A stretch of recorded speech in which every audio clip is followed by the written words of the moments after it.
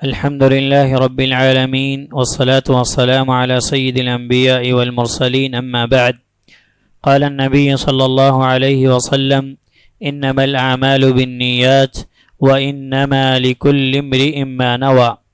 اللہ سبحانہ و تعالی آپ سب پر اپنی رحمتوں و برکتوں کا نزول فرمائے، ہم سب کی رہنمائی اطاعت اور خیر کی طرف فرمائے۔ ہم لوگ یہ حدیث پڑھ رہے تھے، جو حدیث اسلام کے اندر سمجھ لیجئے کہ اسلام نام ہے عمل کا، اور عمل اس حدیث پر عمل کرے بغیر مکمل نہیں ہوتا۔ تو کل ہم نے اس تعلق سے کچھ باتیں پڑھی تھیں۔ امام بخاری رحمہ اللہ نے اس حدیث کو بیان کیا اپنی کتاب کے اندر سب سے پہلی حدیث کے طور پر۔ تو علماء کہتے ہیں کہ امام بخاری رحمہ اللہ سب سے پہلے اسی حدیث کو کیوں لائے؟ ایک تو یہ کیونکہ سب سے پہلے یہی ہے، اسلام نام ہے عمل کا، عمل کے بغیر اسلام نہیں، تو اگر نیت نہیں ہے تو عمل درست نہیں، اسی لیے امام بخاری رحمہ اللہ سب سے پہلے اسی حدیث کو لائے۔ اور دوسری وجہ یہ ہے کہ امام بخاری رحمہ اللہ اتنا اہم کام کرنے جا رہے تھے کہ صحیح احادیث کو جمع کرنا، تو صحیح احادیث کو جمع کرتے وقت نیت کا درست ہونا وہ ضروری ہے، نیت کا درست ہونا وہ ضروری ہے۔ تو اسی لیے امام بخاری رحمہ اللہ نے اسی حدیث کو اپنی کتاب کی سب سے پہلی حدیث بنایا۔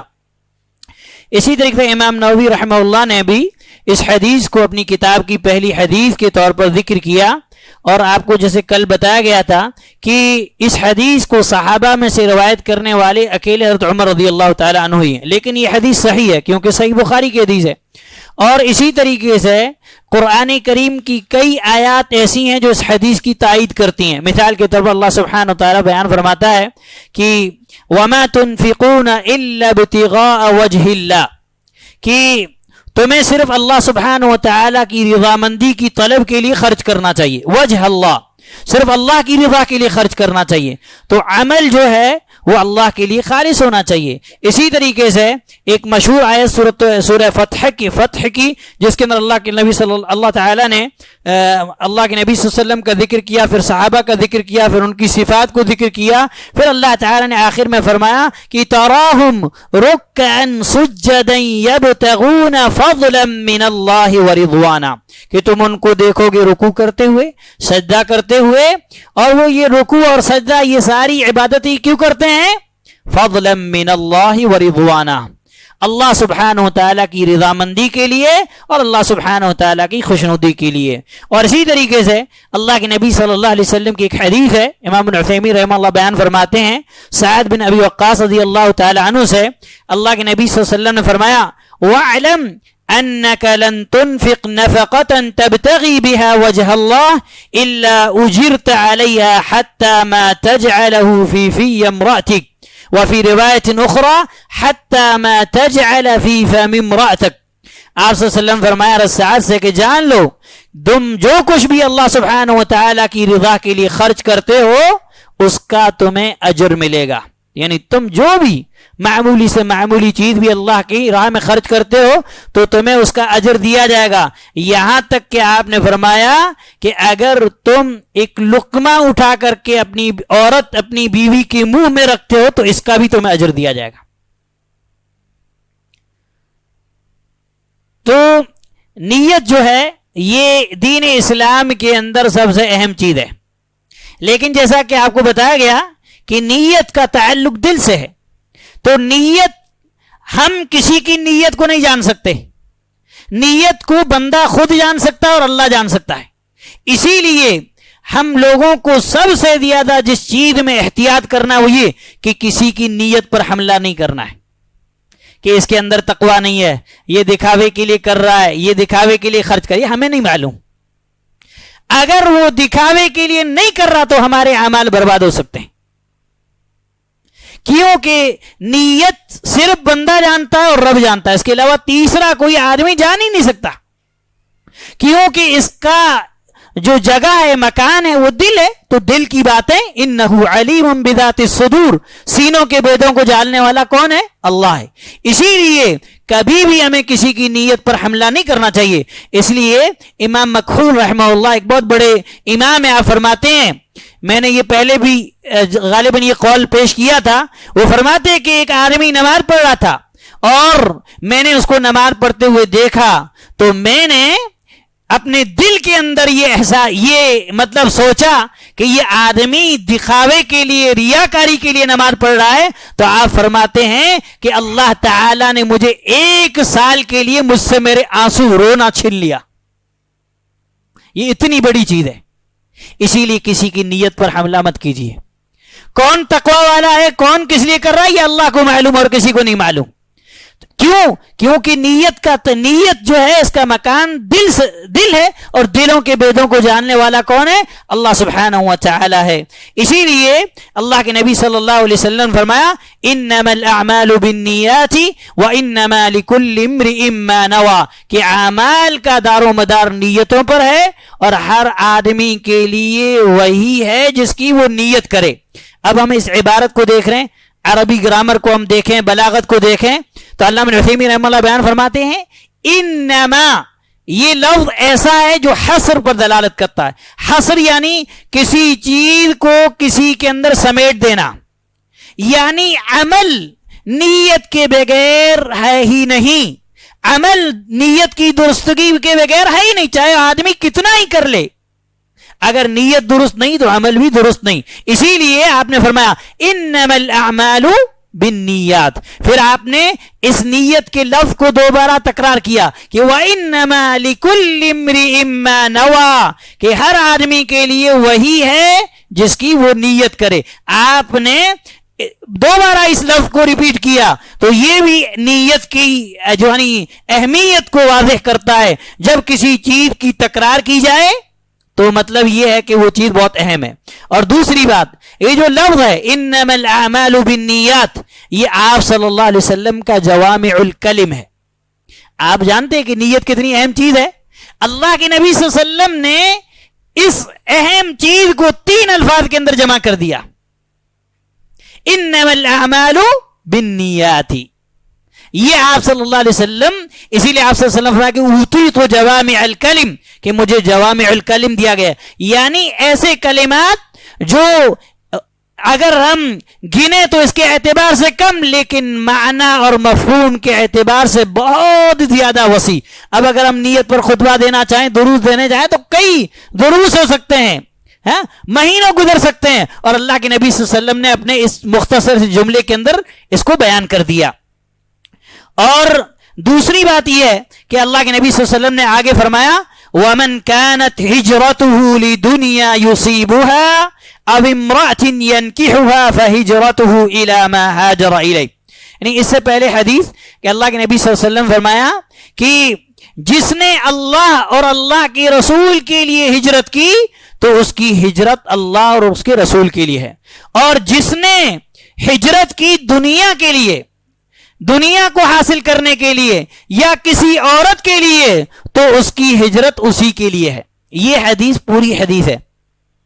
اب یہاں پہ ہم دیکھیں امام بخاری رحمہ اللہ نے جب اس حدیث کو بیان کیا تو حدیث کا جو پہلا ٹکڑا اس کو ذکر نہیں کیا۔ کون سا؟ کہ فمن كانت ہجرته الى الله ورسوله فهجرته الى الله ورسوله، کہ جس نے اللہ اور اللہ کے رسول کے لیے ہجرت کی اس کی ہجرت اللہ اور اللہ کے رسول کی ہے۔ امام بخاری رحمہ اللہ نے اس ٹکڑے کو ذکر نہیں کیا، دوسرے کو ذکر کیا کہ جس نے دنیا یا کسی عورت کے لیے ہجرت کی تو وہ اسی کے لیے ہے۔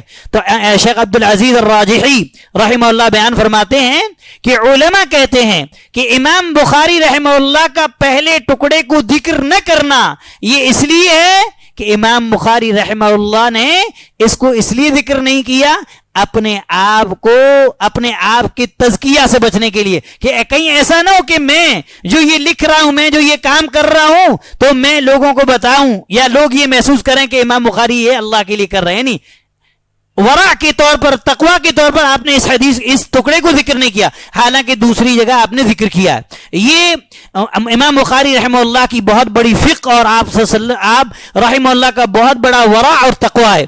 تو آپ نے جو نبی صلی اللہ علیہ وسلم کا ایک عمل تھا کہ آپ صلی اللہ علیہ وسلم جب کوئی اہم چیز صحابہ اکرام کو بتاتے تو مثالیں دیتے، مثال سے چیز واضح ہوتی ہے اور کلیئر ہوتی ہے. تو اس حدیث کے اندر آپ صلی اللہ علیہ وسلم نے بھی مثال دی. کیا مثال دی؟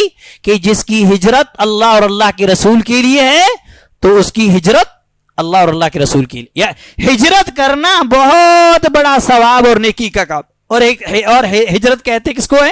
الانتقال من بلد الشرک الى بلد الاسلام، کہ کفر اور شرک والے گھر کو چھوڑ کر اسلام والے گھر، یعنی کفریہ اور شرکیہ معاشرے یا ملک کو چھوڑ کر اسلام والے ملک کی طرف روانہ ہونا. تو صحابہ اکرام کی جو ہجرت کا حکم ہوا تھا مکہ، کیونکہ اس وقت کفر کی جگہ تھی، تو مدینہ کی طرف حکم دیا گیا کیونکہ مدینہ اسلام کی جگہ تھی. لیکن جب مکہ فتح ہو گیا تو آپ صلی اللہ علیہ وسلم نے فرمایا کہ لا ہجرت بعد الفتح، کہ اب مکہ فتح ہونے کے بعد اب مدینہ سے مکہ کی طرف ہجرت نہیں. اور جگہ ہجرت ہو سکتی ہے لیکن مدینہ سے مکہ ہجرت نہیں ہو سکتی، کیونکہ اب مکہ بلد اسلام بن گیا، مکہ مسلمانوں والوں کا شہر بن گیا. اب مدینہ سے مکہ ہجرت نہیں ہو سکتی. ہاں اب بھی اگر کہیں ایسی جگہ ہو، کہیں ایسی سچویشن ہو کہ اسلام پر عمل کرنا مشکل ہو اور آدمی کے لیے آسانی ہو کہ وہ کسی جو ہے ایسی جگہ جا سکتا ہے جہاں اسلام پر عمل کرنا اس کے لیے جائز ہو، تو ہجرت جائز ہے. اور ہجرت کرنا بہت بڑا ثواب ہے. اپنے گھر بار کو، اپنے کنبے قبیلے کو، اپنے وطن کو، ہاں جس سے انسان کو محبت ہوتی ہے، اپنے اہل و عیال کو، اپنے قبیلے والے لوگوں کو چھوڑ کر جانا یہ کوئی معمولی کام نہیں ہے. اور ہم اگر ہجرت کے باب میں جائیں تو صحابہ اکرام رضوان اللہ علیہ مجمعین کی ہمیں دسیوں قصے ایسے ملیں گے جس سے ہمارے رونگٹے کھڑے ہو جائیں. تو اللہ کے نبی صلی اللہ علیہ وسلم نے مثال دی اور پھر آپ نے فرمایا کہ جس کی ہجرت دنیا یا کسی عورت کے لیے ہے تو وہ اسی کے لیے ہے، وہ اسی کے لیے. اب یہاں پہ کمال کی بات نبی صلی اللہ علیہ وسلم کی جو اس حدیث پر ہم غور کریں، امام ابن عثیمین رحمہ اللہ بیان فرماتے ہیں کہ اللہ کے نبی صلی اللہ علیہ وسلم نے یہاں پہ فرمایا کہ جس نے دنیا حاصل کرنے کے لیے یا کسی عورت سے نکاح کرنے کے لیے ہجرت کی تو وہ مہاجر ہے دنیا کا، اللہ اور اللہ کے رسول کا مہاجر نہیں ہے. وہ کس کا مہاجر ہے؟ دنیا کا، عورت کا مہاجر ہے. اور اس تعلق سے ایک قصہ ہے کہ ایک آدمی نے مکہ سے ہجرت کی مدینہ کی طرف ایک عورت سے نکاح کرنے کے لیے. اسی لیے صحابہ اکرام نے اس آدمی کو کہا مہاجر ام قیس، یعنی ام قیس کے لیے ہجرت کرنے والا، کیونکہ انہوں نے ان سے نکاح کرنے کے لیے ہجرت کی تھی. تو اللہ کے نبی صلی اللہ علیہ وسلم نے یہ چیز جو ہے حدیث کے اندر اس چیز کو بیان فرمایا. دوسری چیز جو امام علامہ رحمہ اللہ نے بیان فرمائی کہ اللہ کے نبی صلی اللہ علیہ وسلم نے جب ذکر کیا کہ جس نے ہجرت کی اللہ اور اللہ کے رسول کے لیے، تو آپ نے پھر ذکر کیا کہ اس کی ہجرت اللہ اور اللہ کے رسول کے لیے، اس کو ذکر کیا.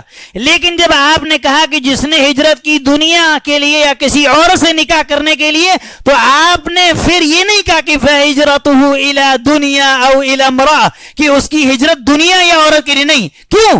کیوں نہیں؟ کیونکہ دنیا اور عورت حقیر ہے. اس لیے اللہ کے نبی صلی اللہ علیہ وسلم نے جب اس کو ذکر کیا تو پھر دنیا اور عورت کا نام نہیں لیا اس کی حقارت کی وجہ سے.